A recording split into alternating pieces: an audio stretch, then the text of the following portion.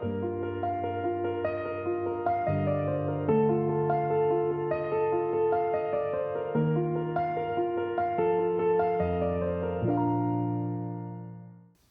안녕하십니까.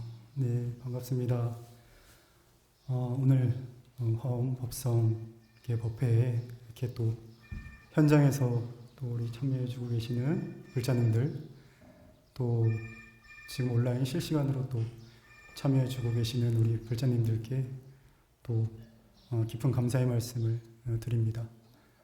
우리가 법회에 이렇게 같이 참여하게 된다고 하는 거는 어떻게 보면 오늘 우리가 해야 될 얘기가 화엄이라는 주제로 얘기를 하는데, 이 화엄의 모든 생명과 지금 동시에 함께하고 있다. 화엄의 모든 생명과 동시에 함께하고 있다는 얘기는 일체의 모든 불보살과 함께하고 있다 라고 하는 얘기가 됩니다. 그래서 불보살님이 우리와 다르지 않고 또 이 화엄 세계를 이루고 있는, 이 법계의 세계를 이루고 있는 이 모든 생명과 또한 둘이 아니다. 이게 화엄경에서 얘기하고 있는 큰 대의이기도 합니다. 그래서 여러분들이 지금 온 우주와 함께 이 법회에 참여를 하고 계신다.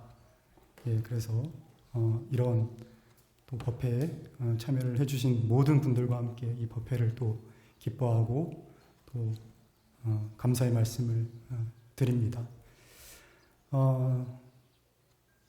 화엄을 얘기했고 또 법계를 얘기를 잠깐 했었죠. 그래서 법계라고 하는 것은 이 세계가 법계인데, 이 법계라고 하는 것은 이 세계를 구성하고 있는 수없이 많은 생명들의 모습이 곧 법계다.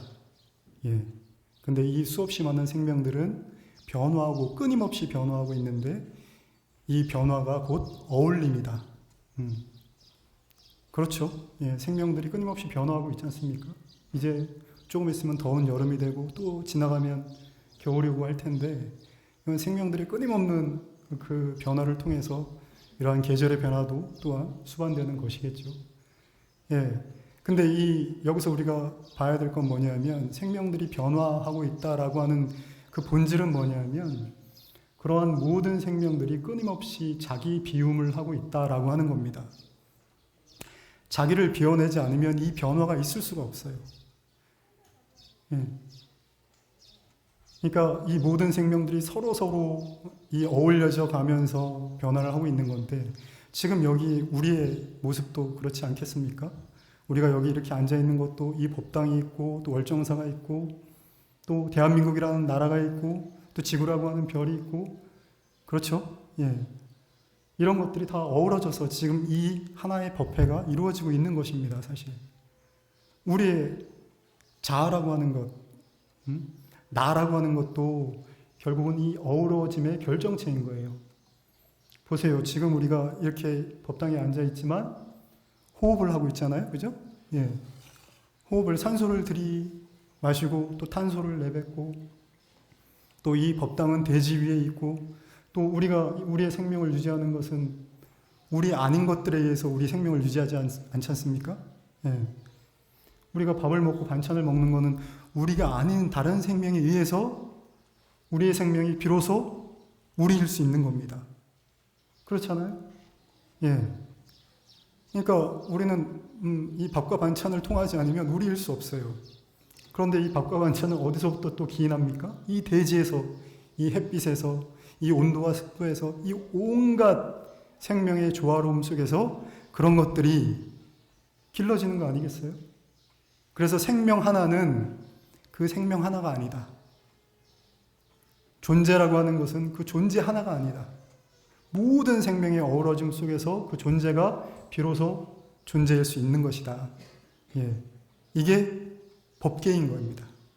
이게 생명의 모습인 것이고, 이 생명의 끊임없는 어울림, 이 생명의 끊임없는 변화가 한량없는 이 생명들의 어우러짐을 통해서 마치 이 오대산에 이 온갖 산천 초목과 곤충과 동물과 또 온갖 꽃들과 이런 생명의 여러 모습으로 놔두고 있는 것처럼 그러한 여러 한량없는 끊임없는 모습으로 놔두고 있는 것처럼 생명의 모습이 지각기 자기 모습을 나타내면서 끊임없이 자기 비움을 하고 있는 이러한 것을 이름하여 화엄이다. 마치 온갖 꽃이 피어 있는 것처럼 장엄하게 이렇게 이 세계를, 이 법계를 구성하고 있다라고 하는 얘기를 말씀을 드렸어요. 그래서 우리가 이 의상조사, 법성계, 이제 여러분들이 좀 많이 좀 착각을 하고 계신 게 있는데, 특히나 이제 이 불교에 대해서 약간 잘 이해를 모르시는 분들, 불교를 접해보지 않으신 분들이라거나 또 불교에 대해서 어떤 이해가 없으신 분들은 이 법계라고 하는 게 굉장히 어렵게 느껴지실 수 있어요. 법계, 법으로 이루어진 세계. 근데 이 법이라고 하는 거는 일체 모든 존재와 생명의 모습이다. 이렇게 간단하게 이해를 하시면 될 것 같아요. 이제 우리가 조금 있으면 뭐 마당을 돌고 또 법성계를 읊을 텐데, 근데 이제 법성계 할 때 이 계는 법계 할 때 이 계자가 아닙니다. 법계 할 때 이 계자는 이제 세계라고 하는 의미의 계자고, 법성계 할 때 이 계자는 그 세계가 아니고, 이제 우리가 스님들이 뭐 이렇게 깨달음을 얻고 난 이후에 깨달음의 개송 이렇게 얘기하지 않습니까? 예, 그건 이제 깨달음의 노래 혹은 깨달음의 시 이런 거죠. 또 열반송, 열반계라고 하지 않습니까? 예, 스님들이 돌아가실 때 이제 당신의 일생 동안 살림살이를 하나의 시, 하나의 노래로서 표현하는 것을 계라고 합니다. 예, 그래서 그런 상식적인 부분을 좀 알고 계셨으면 좋겠고, 예, 그래서 이제 화엄과 이 법계라고 하는 거에 대해서 말씀을 드렸어요. 근데 이 법계는, 이 화엄의 모습으로 펼쳐져 있는 이 법계는 결국은 우리 마음 위에 존재하는 겁니다. 우리 마음을 떠나서는 이 법계가 있을 수가 없어요. 여러분들이 지금 제 목소리를 듣고 있는 것도 여러분들의 마음을 통하지 않으면 이 목소리를 알아들을 수 없는 겁니다. 그렇죠? 예. 또한 저도 여러분들이 듣고 있다라고 하는 사실을 인지하지 않으면, 그 사실을 알고 있지 않으면 제가 여기서 뭐하러 얘기를 하겠습니까? 예. 그와 같은 사실을 제 마음이 알고 있기 때문에 여러분들 앞에서 이렇게 얘기를 하고 있는 겁니다. 그래서 여러분들이 이야기를 듣는다, 제가 또 이야기를 한다라고 하는 것은 서로 지금 소통이 되면서 이것이 마음과 마음으로 이어져 있는 거예요.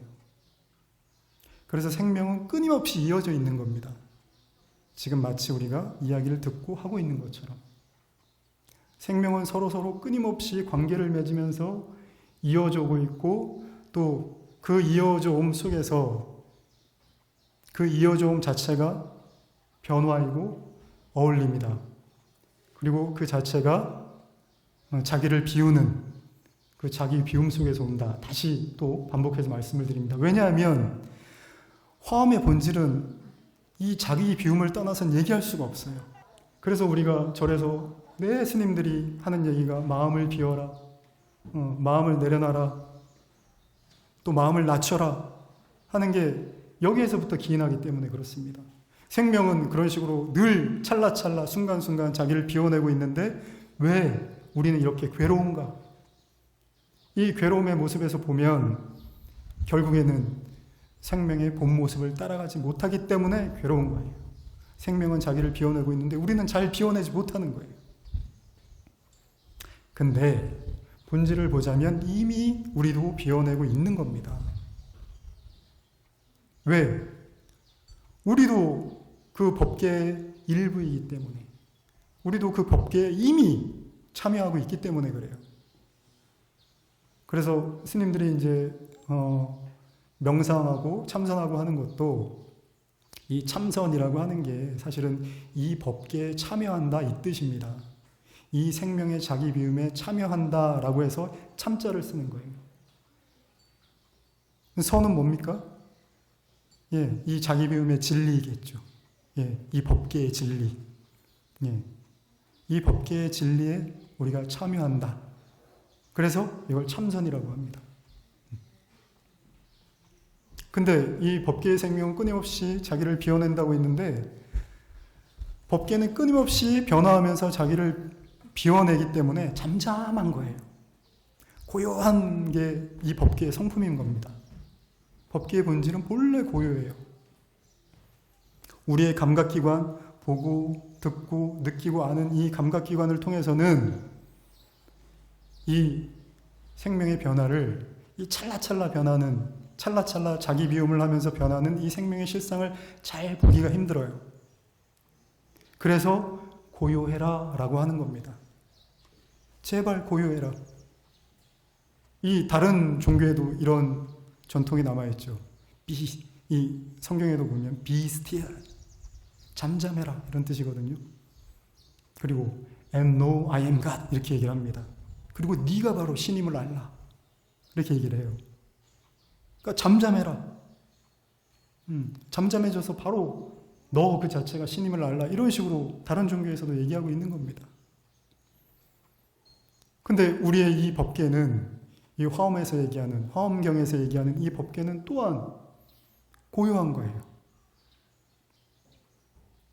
그래서 여러분과 제가 이렇게 마치 따로따로 개체인 것처럼 느껴지고 우리가 또 온갖 산천초목이 따로따로 있는 것처럼 느껴지지만 이 생명과 존재의 장에서 보면, 이 생명의 어울림의 장에서 보면 따로따로 떨어져 있는 것은 아무것도 없다 라고 하는 게 생명의 본질인 겁니다. 그러니까 우리는 마치 개체인 것처럼 보이지만 절대 개체일 수 없는 거예요. 아까 서두에서 말씀드렸다시피 여러분은 여러분들 아닌 것에 의해서 여러분일 수 있는 겁니다. 마치 그렇듯이. 모든 생명이 그래요. 그래서 그 거대한 생명의 장에서 딱 떼어내서 뭔가 하나가 있다. 뭔가 어떤 것이 있다라고 얘기할 수가 없어요. 그것은 우리의 관념에서만 존재하는 겁니다. 착각인 거죠. 그래서 우리의 이 화엄세계, 이 법계라고 하는 것은 마치 개체처럼 보이지만 전체를 한 번도 떠난 적이 없는 개체처럼 보이는 것이 이 법계의 성질이다. 예, 그렇게 이해를 하시면 될 것 같아요. 근데 왜 자꾸 스님들이 이런 법문을 하고 이런 법계에 대한 이 세계에 대한 성질을 얘기를 하냐면 이러한 법계의 성품, 이 법계의 본성을 얘기하면서 이 법계의 본질을 얘기하면서 우리도 그 본질과 같이 살아야 된다라고 하는 얘기를 하고 싶어서 자꾸 이렇게 얘기를 하고 있는 거예요. 아까도 말씀드렸다시피 우리는 그렇게 잘 살고 있지 못해요. 그렇죠? 예. 이 법계가 끊임없이 어울림을 통해서 자기 비움을 하고 있다는 여기에 잘 참여하고 있지 못한 겁니다. 왜? 마음이 그걸 막고 있어요. 마음이 그럼 어떻게 그걸 막고 있냐? 내가 좋아하는 것들은 계속 변화하지 않고 있었으면 좋겠다. 내가 좋아하는 것들이 계속 내 옆에 있었으면 좋겠고, 내가 사랑하는 사람이 계속 내 옆에 있었으면 좋겠고, 내가 모아놓은 재산이 계속 내 옆에 있었으면 좋겠고, 내가 힘들게 이루어놓은 내 재산이 계속 내 옆에 있었으면 좋겠다. 그런데 지금 우리 법계의 생명은 어떻습니까? 모아놓는 게 있어요? 지키려고 하는 게 있습니까? 그렇죠? 제가 예전에 한 몇 년 전에 이 봉화에 가서 혼자 산 적이 있는데 이 다람쥐가 굉장히 많았어요. 우리 여기 이제 오대산도 그 전나무 숲길 쭉 들어오면 다람쥐가 굉장히 많은데 이 다람쥐가 이렇게 가만히 보면 잠시도 가만히 있지 못해요. 계속 이렇게 두리번거리면서 살핍니다. 근데 또 이렇게 새들을 보면 새들도 그래요. 끊임없이 뭐 이렇게 모이를 먹다가도 끊임없이 이렇게 살펴요. 계속. 왜 그럴까요? 두려움이겠죠, 그죠? 자기가 이 상위 포식자들에게 잡아 먹힐지 모른다는 두려움. 네, 그것 때문에 한시라도 마음을 놓지 못하고 있는 거예요. 근데 그러한 모습들이 비록 동물의 세계에는 그러한 모습들이 있지만, 근데 그렇다고 이 다람쥐나 또 저 산천 초목들이 뭔가를 모아놓고 있습니까? 물론 다람쥐도 겨울을 나기 위해서 모이를 모아놓죠. 그렇지만 우리 사람들처럼 이게 누군가 뺏어가지 않을까? 그런 근심 걱정을 하고 있을까요? 저 산이 가을이 오면 잎을 다 떨궈야 되는데 그 잎을 다 떨구면 추워서 어떡하지? 그러고 있을까요? 절대 그렇지 않죠. 그죠? 예, 변화를 있는 그대로 수용을 하는 겁니다. 변화를 있는 그대로 수용을 한다고 하는 것이 끊임없이 자기를 비워내고 있다라고 하는 거예요. 근데 우리 인간의 삶은 이 변화를 두려워해요. 뭔가 안정적인 거, 뭔가 변하지 않는 걸 찾고 있는 겁니다. 그러니까 괴로운 거예요. 그래서 우리는 법계의 성품을 닮아가야 된다. 닮아가야 되는데 닮아가지 못하는 것은 결국은 우리의 마음의 움직임 때문에 그렇다. 예, 그런 말씀을 드립니다. 그래서 경전에는 이런 얘기가 나와요. 그대들은 마땅히 이렇게 닦아야만 한다. 보이는 것을 보기만 하고, 들리는 것을 듣기만 하고, 느끼는 것을 느끼기만 하고, 인식하는 것을 인식하기만 하라. 그렇게 했을 때 그것들은 더 이상 그대들과 함께하지 않는다. 이렇게 얘기하셨습니다. 보이는 것을 보기만 하고, 근데 우리는 보는 것을 보기만 하지 못합니다. 뭔가 보면 갖고 싶어. 뭔가 보면 좋아한다는 느낌이 일어나. 뭔가 들으면 이거는 아름답다. 뭔가 들으면 이건 귀에 거슬린다. 이런 호오의 마음이 일어나는 거예요. 좋고 싫음의 마음이 일어나는 겁니다. 그러니까 대상에서 자유롭지 못해. 가령 어떤 사람이 나에게 막 욕을 해. 그 욕을 하는 대상에서 자유롭지 못한 거예요. 근데 보이는 것을 단지 보기만 할 때, 호오의 감정이 아닌 단지 그대로 보기만 할 때, 단지 그대로 듣기만 할 때, 그럴 때 그것들에서 얽매이는 마음에서 벗어난다는 겁니다. 더 이상 그것들을 취하려고 하는 그런 마음에 사로잡히지도 않고, 또 그것들을 밀어내려고 하는, 그것들에서 멀어지려고 하는 그런 배척하는 마음에서도 얽매이지 않는다는 거예요. 그러니까 대상에 얽매이는 마음이 사라진다는 겁니다. 그러니까 자유로워지는 거예요. 그러니까 그것들과 함께하지 않는다는 거예요. 그 밑에 또 다른 내용이 있죠. 그것들과 함께하지 않을 때 그대는 거기에 없다. 이렇게 얘기를 합니다. 왜? 대상에 얽매이는 마음이 없기 때문에 이제 대상으로부터 내가 자유로워지는 거예요. 어디에도 걸림이 없어지는 거예요.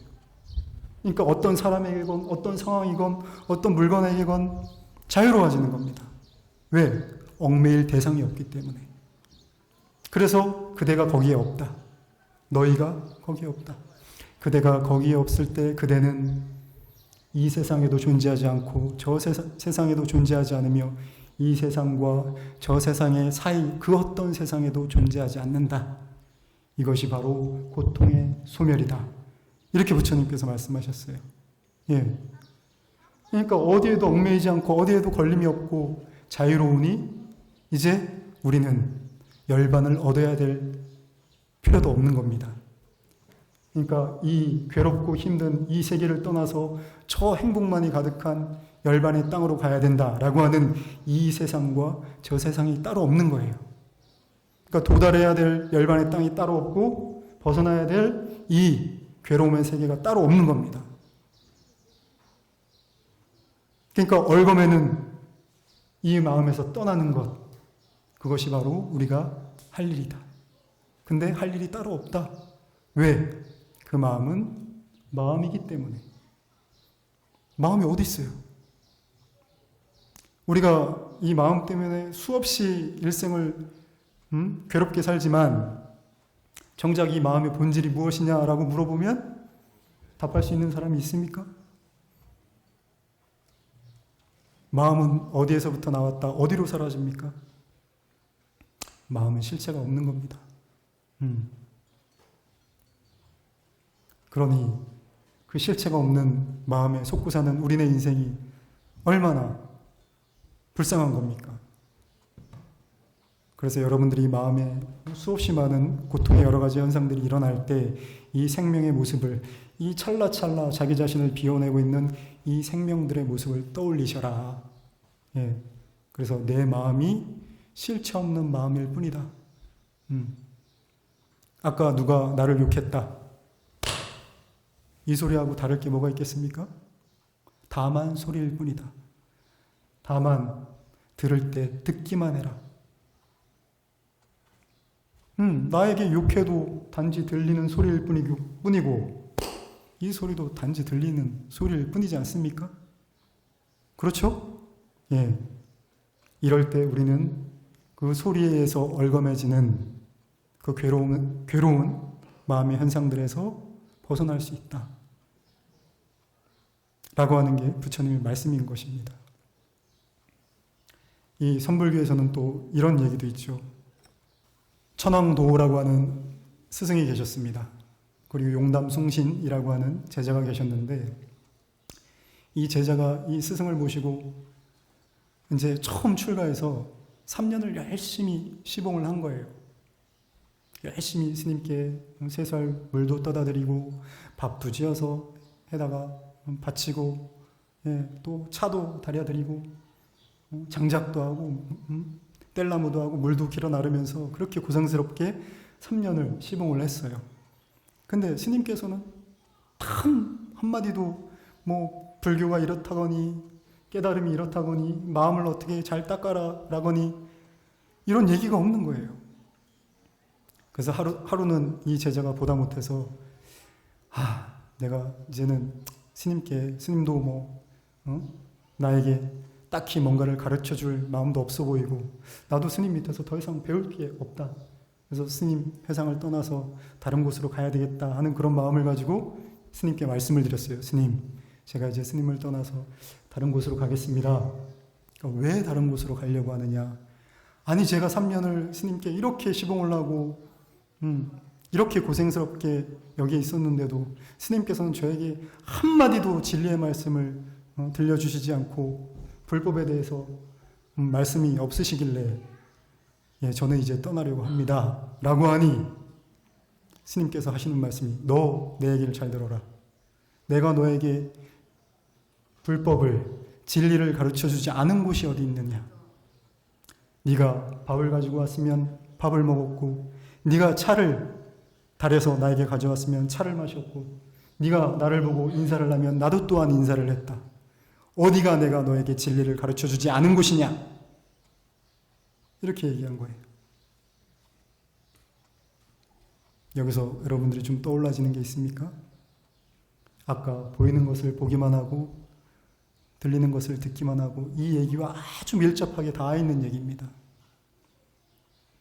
진리라고 하는 것은 어디에 따로 존재하는 게 아닙니다.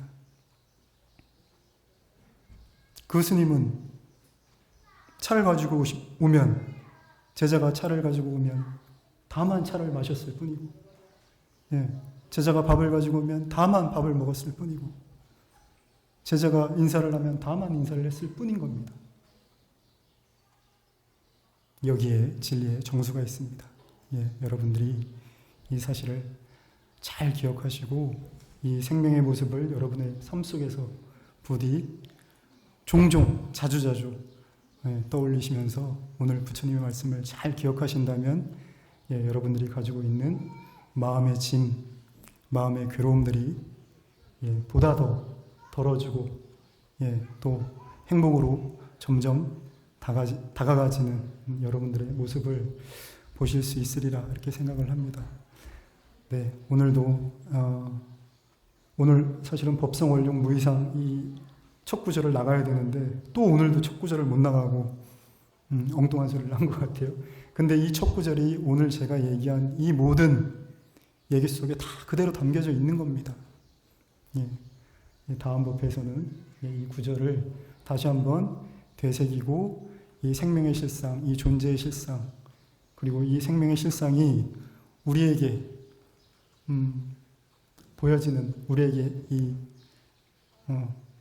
나투어지는, 우리에게 어떤 교훈을 주는가를 다시 한번 또 얘기하는 시간을 갖도록 하겠습니다.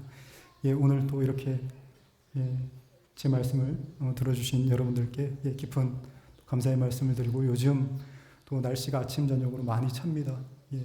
일교차가 크니까 또 여러분들 건강 조심하시고, 여러분들 또 가정에 모든 평화와 행복이 깃드시기를, 또 끊임없이 선업의 마음으로 여러분들의 삶을 살아내시기를 간절히 바라겠습니다. 네, 감사합니다.